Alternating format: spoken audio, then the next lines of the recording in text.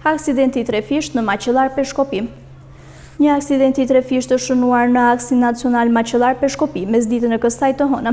3 automjete janë përplasur me njëra tjetrën mbi urën e fshatit Pesjak, rreth 2 kilometra në dalje të Maqellarës për Peshkopi. 2 automjete kanë qenë duke lëvizur në drejtim të qytetit të Peshkopis dhe njëri dyshohet se ka qenë duke hyrë në rrugën nacionale teksa është përplasur me to.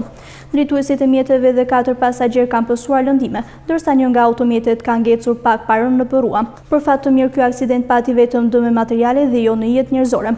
Gjithsesi të lënduarit janë dërguar për kontroll mjekësor më të specializuar në Tiranë, pasi kanë marrë ndihmën e parë në Spitalin Rajonal Dibër. Ende nuk dihen rrethanat e vërteta të këtij aksidenti, ndërsa pritet që policia të zbulojë shkaqet e ngjarjes. Ky është ndër segmentet më problematike të kësaj rruge me aksidente të shpeshta. Gjatë viteve të fundit janë konstatuar disa pika të zeza në të cilat ka patur aksidente të tilla, si në afërsitë të Maqellarës, në Melan, afër Peshkopis dhe Herebel.